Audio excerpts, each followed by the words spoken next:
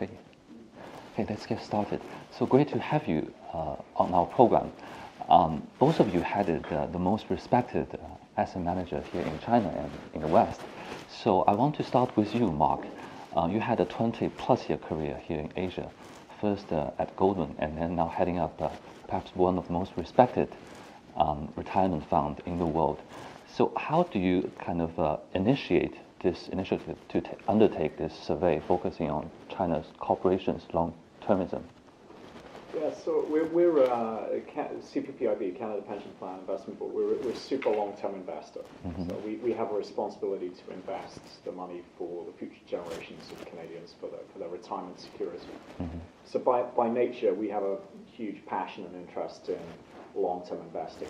Yeah. We don't want people to make returns over a week or a month or even a year. What's important to us is that value is created over many years. Mm-hmm. And so it's something that we were concerned about several years ago. We got increasingly concerned about the Western capital markets, in particular the US, and to some extent the European capital markets, mm-hmm. where behavior got more and more short-term. Company CEOs felt under more and more pressure to make very short-term decisions, mm-hmm. and they wouldn't do a project even if it's value creative, if mm-hmm. it just made them miss the next quarter's earnings by 1 cent. Mm-hmm. And that for us is a real problem, because if companies are not creating value, or they're mm-hmm. not implementing projects that should create value for us in the long term, just because of the cosmetics of 1 quarter's earnings, then that's really bad news for us. It's destroying value in mm-hmm. economies. So we created an institute called Focusing Capital on the Long Term, mm-hmm. to try and change behaviors, to encourage the capital markets, investors and companies to be able to move back towards long-term mm-hmm. investing. So it's very aligned with what we do, is how mm-hmm. we want to create value, mm-hmm. and so that's why we have the passion for it. Mm-hmm. That's right. I think in the press release, your statement talked about you need to work across the spectrum for asset managers, corporations, shareholders to work together to promote corporate long-termism. I think CPPIB is the LP of Hill House, yep. Limited partner to be precise. So I want to ask Lei first, how do you actually promote your portfolio companies' long-term behavior? You seem to give a lot of flexibility for your portfolio companies, isn't it? Any thoughts would be welcome. Oh, absolutely. CPB is actually our largest investor and our largest limited partner for Hill House, and we share mm-hmm. the vision of really sort of promoting the long-term based value creation. Mm-hmm. And we think that's the only way actually you could derive long-term sustainable returns. Mm-hmm. And we've been inspired by the vision of focused capital on long term. That's the reason we joined mm-hmm. That initiative from the beginning. And very happy to co-host the event with CPB on this and to promote that in China. Mm-hmm. I think in China context, I think there are companies. I think they are just beginning to learn how to be more efficient capital deployer. In a way that the company has always been, in China has always been in a high growth phase, people didn't have to think a lot about that. Mm-hmm. Now, when some sectors and businesses, they start to generate huge amount of capital, and how they think about this. Mm-hmm. And we actually wanted to be their sounding board for discussion, mm-hmm. think about capital allocation, and think about value creation. And so that they can focus on the long term instead of focus on next quarter or short-term capital market movements. Mm-hmm. And I think there's a lot of the examples we can learn from mm-hmm. the West, because the U.S. and the Western capital market have a much longer history that we can learn, both good and bad actually, mm-hmm. and so that we can help the companies to think about the long-term value creation. Mm-hmm. That's right. Mm-hmm. Sorry, please here. What? Wow. Perfect image on camera. Where's my hairdresser? I don't have that. Let's resume. So Laura, can you help? No, not part of the job description. Yeah, let's resume. So we know that in the Chinese capital market, to be specific, there are a lot of kind of concept-driven or theme-driven or even policy-driven kind of investment. What are some of the ways for you as asset managers or PE investors to actually promote these this long-term kind of perspective or kind of activity by your companies? Both of you did some privatization deals, right, in the past few years. Well, okay, so I'd say while in my past experience I did privatization deals where we saw that SOE reform. I think one of the things that happened, and this was in my previous career, when I was an investment banker. Yeah. So I was involved in some of the early SOE privatizations, so the China Mobile IPO, PetroChina IPO, the early bank IPOs, and that was about creating institutions that were set up so they could succeed and compete in the long term and be competitive both in China but globally. And I think a number of them have gone on to achieve that over time. But the institutional or corporate governance that was set up was important to allow the companies to put in place proper financial planning, proper budgeting, proper thinking and strategic planning over the long term, and create proper viability, proper profitability that actually can be recycled into investment for those companies. So that SOE reform that happens, continue to happen. I think it's been important for China to develop, for the capital markets to develop. So I think that's one total theme, and that's is at CPPIB now. We may invest in those types of companies, and we have invested in companies, the SOE type companies. We also invest in the new economy and the private sector as well. So in both cases, in both cases we are looking for long-term investment and for long-term themes. So they could be themes. It was the development of e-commerce, logistics, education, healthcare, and financial services. These types of areas that are huge long-term trends for China. We're looking for companies that are going to be successful and competitive and winners in the long term, both in China and internationally, in those types of things. Actually, Chinese corporation has made major strides in the past few decades. I think Tencent kind of market valuation has just surpassed Facebook to be the 5th largest company with highest market cap, and Alibaba is pondering to become 5th largest company in the world. How do you see the national champion or global champions of Chinese in the making? What are some of the examples?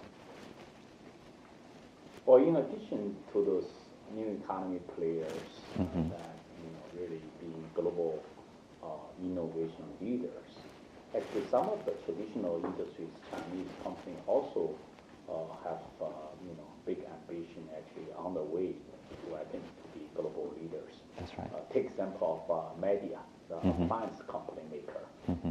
You can't be more traditional than that, right? Washing machine, the refrigerator, and the air conditioner maker. But they keep on innovating, and actually the last year, early this year, they bought KUKA, the largest, one of the largest robotics makers in Germany, and brought that to China and participated in this automation, revolution.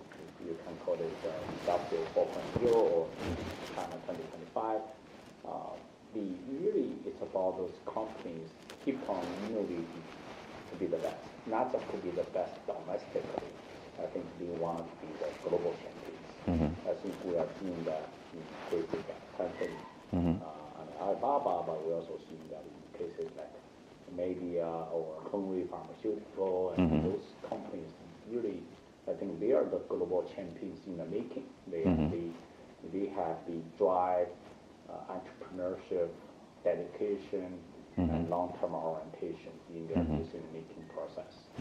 Yeah, as a PE investor, you probably have more influence on these big corporations compared to a asset manager, which holds stocks, say, perhaps passively.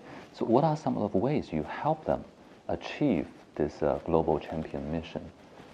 I think it's probably true at CPP as well. The Fieldhouse, we all believe in that you have to be the long-term owner. So it doesn't matter if it's public or private. Once you become long-term owners, your interests are completely aligned with the company. So easier for them to learn and actually to discuss with us on strategic decisions. So take, for example, media case. We help them think a lot about the long-term development, think about capital allocation, think about the global expansion beyond their traditional industries. And you mentioned privatization. We also, recently did the Bell transaction. That's right. We took private a very traditional company, lead issue and sportswear distributor, and this is the type of business that actually got disrupted in a way by companies like Alibaba and JD.com. And That's right. People say, "Oh, are you catching the 49?" I think we actually think that in this transitional period of time, that Fieldhouse could be the solution capital provider in a way that we actually come in with our expertise in technology, help the company reinvent themselves to be the next generation leader. I think this is it's a big theme in China, that how the traditional companies can leverage technology and continue to innovate and reinvent themselves. And we are as the long-term capital provider, That's right. able to do that. If you are short-term, waiting for next quarter, it's much harder for you to invest in this transformational effort. But if you're long-term orientation, you're looking for 3, 5, 10 years out. So actually, you think it would be great to invest in this, and even meaning that short-term you may have some some troubles and short-term volatility in your short-term earnings. That's right, yeah. Mark, you have obviously observed Chinese corporation for a long time. Actually, how do you see Chinese company fare in your portfolio in the next decade? I think you have great plan to increase that exposure here in China, right? I give very round numbers on this, but if you take round numbers, today, about 4% of our global portfolio is here in China. And close to 40% is in the US. And if you think of that as the first and second largest economies in the world, that's a huge gap. And so that's going to converge over time. That's clearly going to converge. The US is going to come down, China's going to go up. And so my prediction is approximately we're going to go from something like 17 billion Canadian dollars in China today towards 150 billion by 2030. Our fund's going to keep growing, so we will be about an $800 billion fund, maybe 850 billion by 2030, and we'll go on to be $1 trillion in the early 2030s. And so we're going to keep growing, and our investments in China are going to keep growing, and the percentage that we have in China is going to keep growing. So that's going to create a tremendous increase in the amount of investment we're going to have here. So China's increasingly important to us as an investment destination. An interesting question is this global champion. Can Chinese company just thrive in China's home market and being a global kind of globally successful corporation, or they have to go overseas? What are some of the efforts you have been doing? Well, I think, by the way, I was really inspired by what Mark just said. It's a it's amazing number. Yeah. It's an incredible number. Yeah. Actually, the first time I heard this big number, really inspired by that. I think that's a huge, that's really the faith in China's growth and continuous importance in the world economy. That's right. I completely agree with Mark. I think that the current index, it doesn't matter how you cut it, that is just so much under really inherently underweight in China. So I think there's a lot more to catch up on that. The recent China opening up on financial services may serve as a catalyst. That's right. To really accelerate that process, what Mark talked about. And on really the efforts, whether Chinese companies, they can be domestic champions, can they be global champions? I think some of our companies already are. You take for example, take a company that we invested, Meituan. That they do what, like 12, 14 million orders a day. It's way beyond the original company that they tried to emulate in the Groupon in the West, right, in the U.S. So when Meituan started, that was typical. Chinese business models back then was C2C, copy to China. That's right. Now you're seeing companies now kind of like what we call the IFC, innovation from China. That Meituan is a great example of that. Actually, they innovate and they become the biggest player in this field. They actually showcasing to the world how you can leverage the density and do a high frequency e-commerce transactions to drive business around that. And we actually invest in Meituan, so inspired by that. We brought that model to Korea. We invested in another company called Wua Brothers. Essentially, it's exactly the same thing. And now become #1 dominant player in Korea. And similarly, we invest in Qunar, in early stage venture company, and we brought that model to Indonesia, now called Traveloka. Now Traveloka becomes largest e-commerce company in Indonesia in terms of transaction value, and with recent valuation of over $3.5 billion. So I think you're now seeing the Chinese company and Chinese business models being exported to the neighboring countries, and people see, wow, actually the China models are more relevant to my country, to places like Thailand or Indonesia, Vietnam, and the Garena, for example, the Sea Holdings recently listed in the U.S.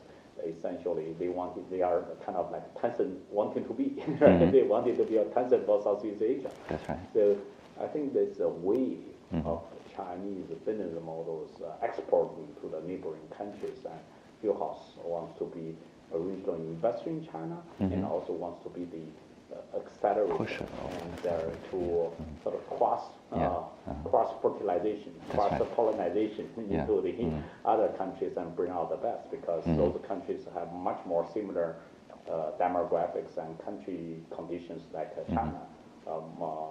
They are big population, urbanized, and young internet users, and dense, and young internet users don't want to pay, so you have to find a way to leverage the model, and so I really think there's a huge potential there. Yeah, build on this point. There is one topic often discussed here in China, that Chinese companies mostly focus on business models rather than kind of revolutionary technology. Is the landscape actually changing? I see there are some bio company like Beijing or other kind of interesting technology coming up, facial recognition coming up in China. Do you see this landscape changing going forward? Well, this is Lei's territory, but I love the term IFC. Is it innovated in innovation from China? From China. From China. It's a new acronym that I haven't heard before. So I think this trend is happening. So historically, for Chinese companies to be successful, they'd find a business model in the West, bring it here, develop it in the biggest market in the world, and be successful. I think there's now many more cases of innovation happening here that the West is going to learn from. And it's still, I think there'll be things with the innovation that's happening in the payment systems that are going to happen to create innovation in neighboring countries and internationally. So, Alibaba's investments in Paytm in India, creating massive innovation in Indian payment systems, and Alibaba's investments in other payment systems around the region as well. If you look at China reading and publishing, I mean, so many Chinese people are so familiar with reading their books and things on their mobile phone. I mean, that doesn't happen in the West, but I think it will. It will with time. So that type of disruptive change and new model for the development of content and what you do with that content, and then how it's spun off into all the other different types of use of content. So China reading would be another example. And then I think AI. I mean, there'll be AI is a global development. Canada's actually leading in AI right now due to a number of the leading AI scientists actually happening to be working away in Canada for 20 years. So people like Jeffrey Hinton at University of Toronto and the people in Montreal, McGill and Edmonton. So some of the leading people in AI in the world. But the biggest pool of data which you need to develop AI is here in China again. And so I think China's going to have an explosion of AI innovation that people are going to learn from around the rest of the world. And so it's a really exciting time for China. So in addition to the sort of the internet and technology innovation and big data and AI, I think also we see innovations happening almost in other interesting areas like, say, lab science. We think China also now is really trying to compete from the beginning to be the global leader. Take Beijing, for example. It's a group of Chinese scientists with actually American entrepreneur working together and funded by both U.S. venture capitalists and Chinese investor field houses. And we worked together, fund the company from the beginning within 3-4 years. Now become one of the world leaders in the immuno-oncology. And I think we are seeing that happening in much faster pace. And it has a lot, I think, to do with how the industry is actually being reinvented. You look at WuXi Pharma doing essentially completely reinvent the industry. So people with great ideas can accelerate the innovation process and startup process. And also so much capital invest in this space, bringing the scientific efforts into some ventures in a much faster pace. So I actually think this is a great thing happening across the spectrum of the innovation. One thing, we are in the age of technology and internet. People constantly talking about clicks, page views, network effect. It seems it's once market position is entrenched, it's very hard to catch up. I remember the founder of JD.com was saying last week, if we founded Jingdong 6 years earlier, we would not be called number 2 forever. So how, in this internet age, companies can looking more long-term right from the start? Many of the times they have to get market position first, otherwise they will be driven out of the game. Well, but I think a lot of these companies did plan for long term. Plan, so, yes. And they did. A lot of them didn't make a lot of money for a long time as well, for a very long time. So I think if you look at e-commerce, I mean, Amazon was held out at the company that just recycled cash flow for many, many years. So I think a lot of them looked at that and continued with that model. So.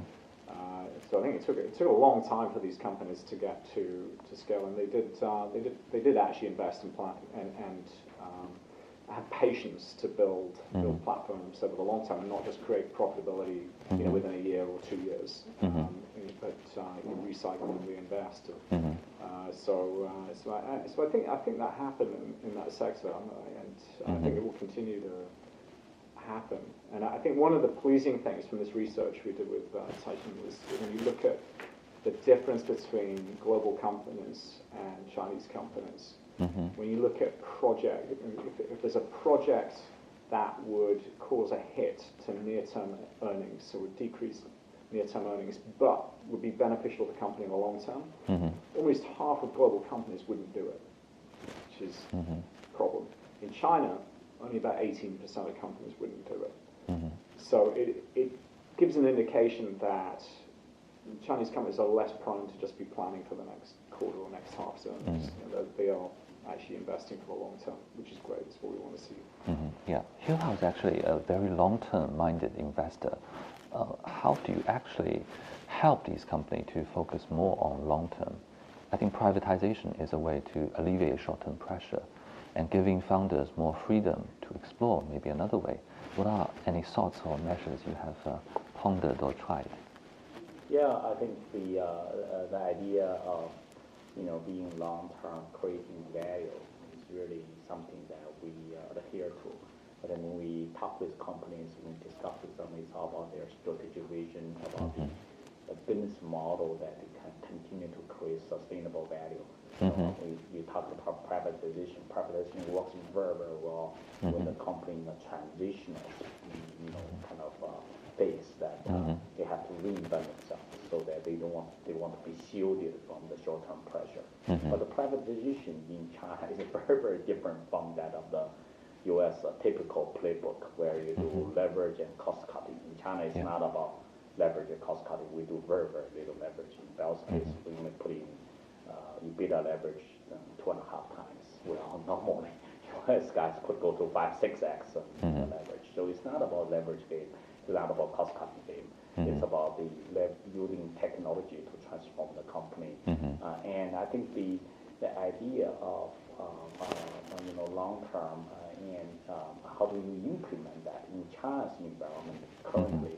I think there are a couple of things that we focus on. Number one, focus on the technology. Focus on how traditional companies can leverage technology to do it better. Number two, focus on capital allocation. How for them to think about, well, you are thinking about long term, but long term not necessarily mean that you just keep on doing what you do. Maybe you evaluate your return on capital, does that make sense or not? Because most Chinese companies do it based on momentum, and because they were happy being in this field, they just keep on doing it, even though the return on capital doesn't make sense or cannot earn their cost capital.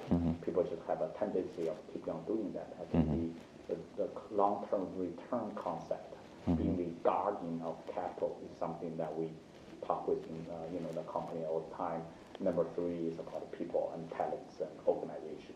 I think in China, still primarily founder-driven. I mean, I talk about the private enterprises part, which we mostly invest.